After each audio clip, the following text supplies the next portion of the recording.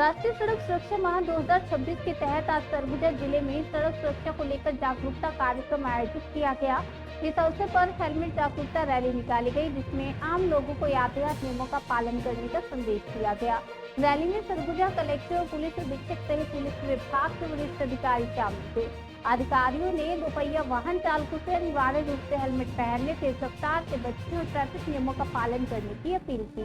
कार्यक्रम का मुख्य उद्देश्य सड़क दुर्घटनाओं में कमी लाना और लोगों को सुरक्षित यातायात के प्रति जागरूक करना रहा।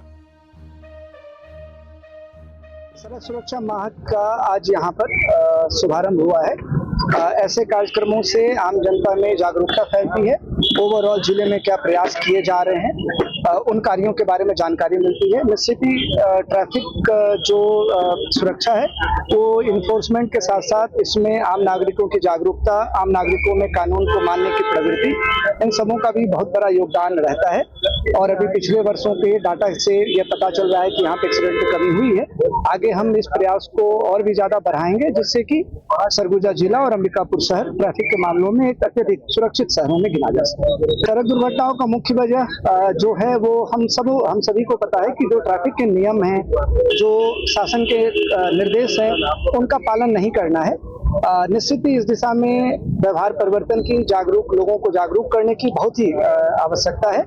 ये केवल इन्फोर्समेंट से या कानून से इस समस्या का समाधान नहीं हो सकता है, तो इसमें आम नागरिकों की भी बिल्कुल भागीदारी होनी चाहिए। और हमारा प्रयास है एसएसपी साहब की पूरी टीम का, जो ट्रैफिक है उनकी पूरी टीम का, कि लोगों में ट्रैफिक नियमों के पालन के प्रति एक जिम्मेदारी का एहसास करना जा रहा है। किस प्रकार की लोगों को जागरूकता है? प्रति वर्षानुसार इस वर्ष भी हमारे पुलिस विभाग द्वारा जो निर्देश है उसके तहत सरगुजा पुलिस के द्वारा एक वर्ष का पूरा सुरक्षा माह का जो कार्यक्रम है आज यहाँ पर उद्घाटन हुआ है। कार्यक्रम में कलेक्टर सर उपस्थित है।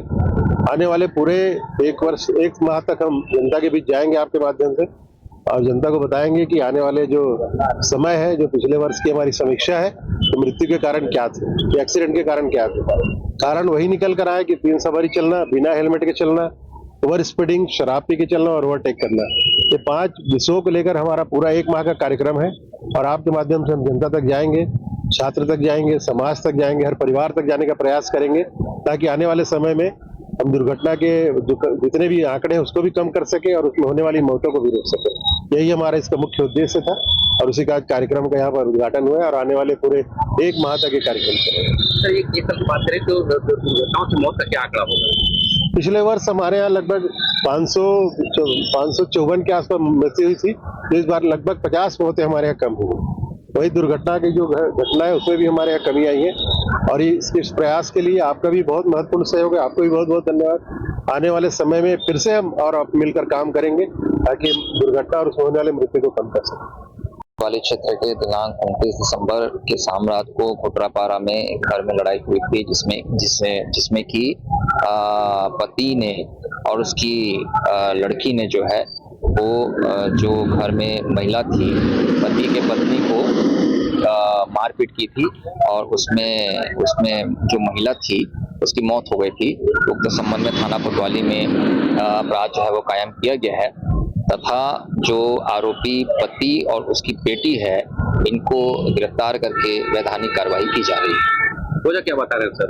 ये मुख्य रूप से जो है शराब पीने की बात को लेकर के कि जो मृतिका थी वो शराब पीती थी और आए दिन कहीं पर भी पड़ी रहती थी। यही जो है प्रमुख वजह बताई जा रही है।